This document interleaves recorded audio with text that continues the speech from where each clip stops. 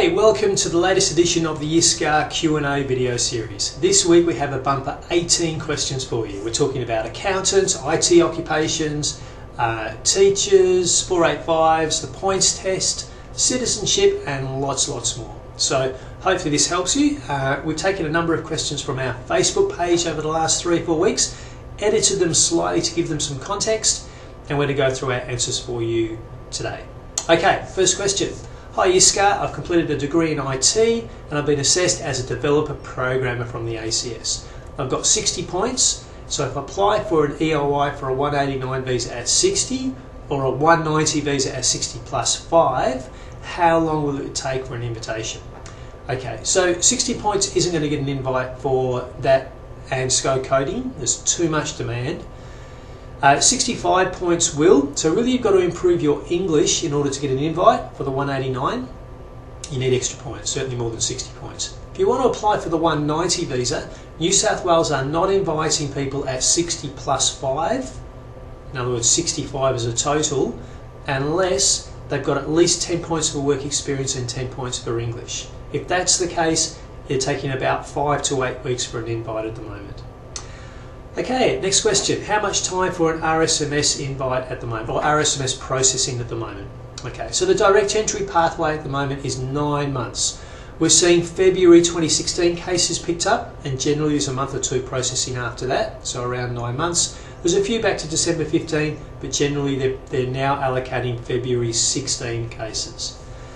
Okay, hi sir, what about hairdresser for a 190 visa in New South Wales? Hairdresser is not on the New South Wales shortage list, so the only opportunity through New South Wales is what they call the high-ranking candidates in Stream 2. Now they are all the occupations on the CSOL, even if they're not on the New South Wales list, so all the occupations, which is many hundreds of occupations, except primary school teacher, pharmacists, architects and architect draftspersons. They're not on there, all the others are. So you can get sponsored as a hairdresser from New South Wales if you have a very high score. I would think you'd need 75 points to get an invite through that stream in New South Wales at the moment. My interest is becoming a teacher. How can I get a full assessment in that scenario? Okay, so pre-primary school teacher and secondary school teacher is on the current skilled occupation list.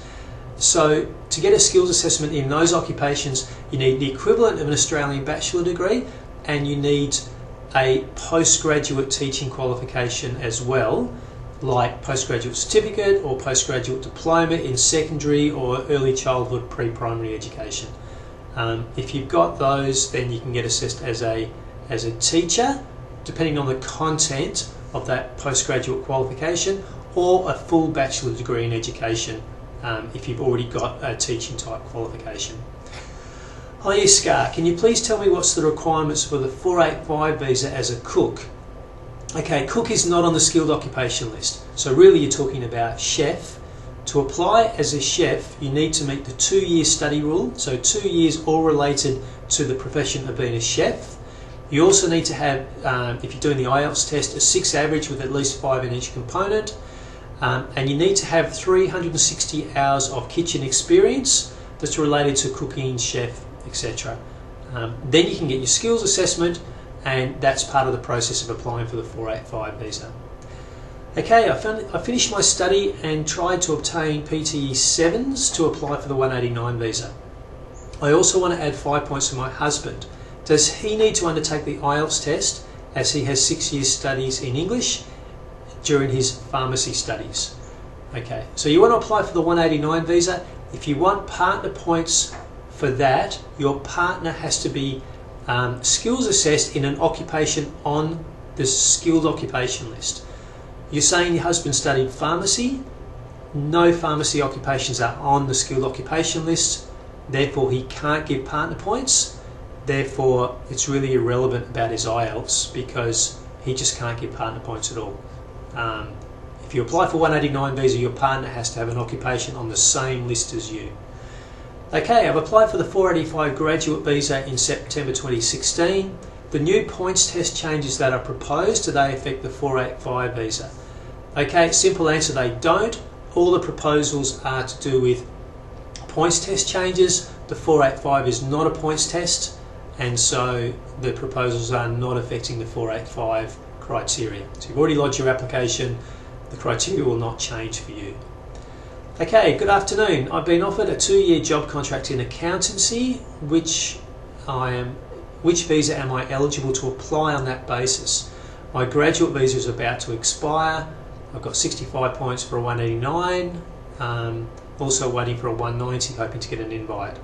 If I go back to a student visa again, will my current job experience be added to my PR points? As the website says, it should be at least 20 hours paid experience.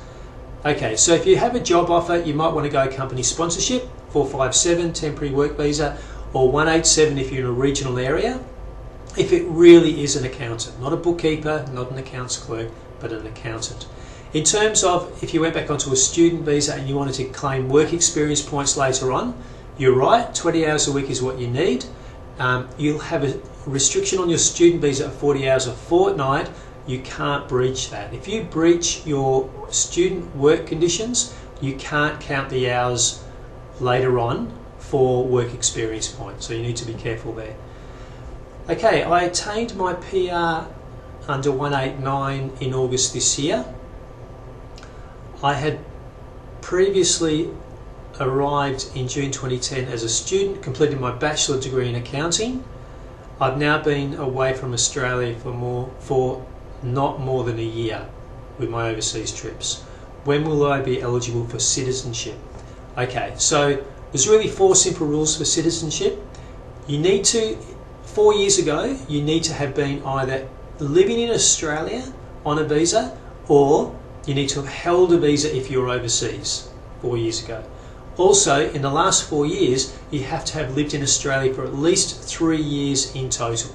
So you can't have been outside for more than 12 months in the last 4 years.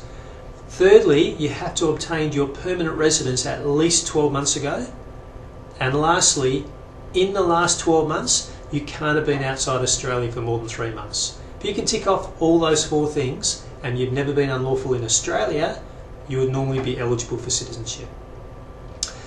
Hi there, I've got my PR last month. I received another invitation to file my PR. So should I wait for its expiry, or can I do something else with it? Can it affect my current permanent residence? No, good on you for getting 2 invites. A lot of people can't get any. So the second invite, just let it expire. It won't affect your permanent residence at all. Hi, I've just read your post regarding 489 family sponsored visa. I have 2 questions. Which skill occupation list do I need for the 489? And I've got a 3-year ban because I left Australia on a bridging visa E. Does that affect 489s as well? Okay, so for a 489 family sponsored, you need to apply for an occupation on the SOL, the skilled occupation list. As well as that, if you have a 3-year ban from temporary visas because you left Australia unlawfully, while you're unlawful or on a bridging visa E at some point, the 3-year ban does not affect 489s. It would affect visitor, student, 457s, does not affect 489. That's a provisional visa, so you're okay there. Hi mate, I updated my EOI as an accountant as well as an auditor with 70 points on the 9th of September 2016. How long will it take to get an invite? Okay, so our latest review, which we're going to do quite often now to keep people in touch with invitation dates, if you're on 70 points, we're saying that it will take around 9 weeks as an accountant to get an invite and around 6 weeks as an auditor.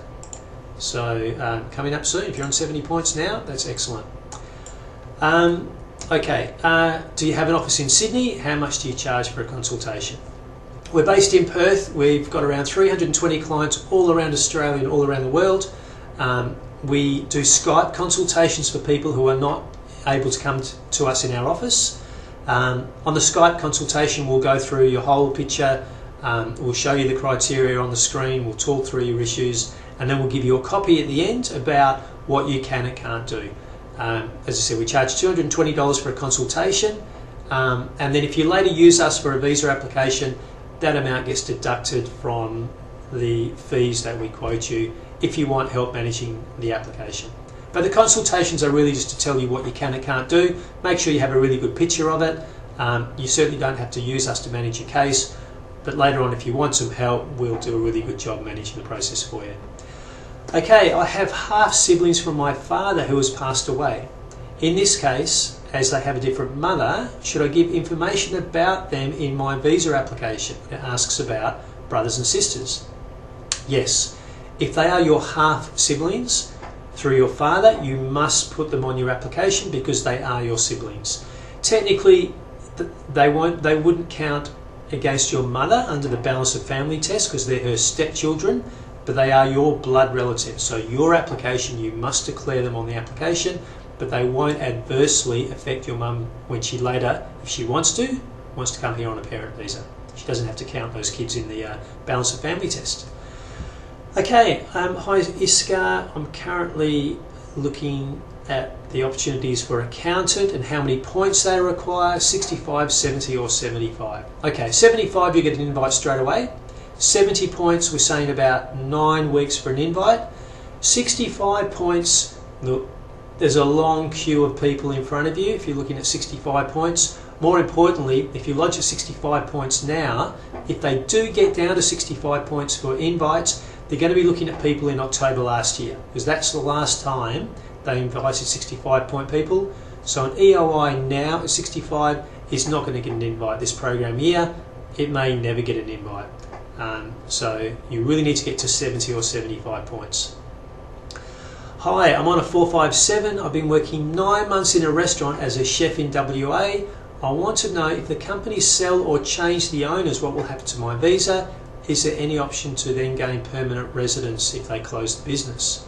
Okay, so if they close the business, your real only opportunity is either find another sponsor or go through the points test, which means you need a full skills assessment as a chef, and then you need to obtain 60 points for the 189 visa. If instead of closing it down, as you said, it sells, changes ownership, then you can remain with that company if the owners are happy to continue to sponsor you. You must get a new 457 nomination approved so that you can work for the new entity. And if it's in the same premises, all the previous time you've worked for that organisation will count towards your 2 years for your 186. You don't lose that time just because there's a change in ownership. As long as you're working in the same position in the same location later on, you can count that time you've already worked towards your 2 years. So that's good. It's a recent change they've made to the immigration policy. Hi, I've lodged an EOI for 489. Can I lodge an EOI for 189 at the same time? Plus I live in Perth. Can I still apply for 190 New South Wales sponsorship? Okay, you can lodge as many EOIs as you want. So if you lodge an EOI for the 489, you can lodge a separate one for the 189, no problem at all. The fact you live in Perth doesn't stop you applying for New South Wales sponsorship. If they later sponsor you and you go through their sponsorship process and you get granted a 190 visa for New South Wales, as long as you were genuinely going to move there, then after the 190 visa is granted, there is no legal requirement for you to move to that state. Obviously New South Wales hope you will, but technically if something happened that you didn't want to or couldn't go there, there's no cancellation. You can carry on living in other states other than New South Wales. Hi Iscah, I hold a PR visa. I'm getting citizenship this year. My brother would like to come to Australia as a PR holder. He's done a bachelor degree in mass media, majoring in advertising. He's got a few years experience in the same subject. Which profession could he apply for PR? What's the IELTS score? Will it be general or academic? How many points does he need? Okay, you can't sponsor him for a 489 visa as a relative because marketing and those professions are not on the skilled occupation list. So 189 is not possible, 489 is not possible. He'll need state sponsorship. So he needs to find a state that's sponsoring that occupation, and he needs to get a vet assessment, which requires at least 12 months work experience. He said he's got some work experience, so hopefully he can get the vet assessment. Needs to find a state that will sponsor that occupation, and then he can potentially get to 60 points, 55 plus 5, for a 190 visa. The IELTS can be general or academic. If he doesn't find the occupation on a list, really his only option then is New South Wales Stream 2. That will invite high scoring candidates. He'll probably need 75 points for an invite though. Okay folks, that's it for this week. Remember the rules are always changing, so if you've got any questions at all, get in touch with us at www.iscah.com for a consultation, answer to a question, or find out how we can help you manage your visa application. And I will talk to you soon.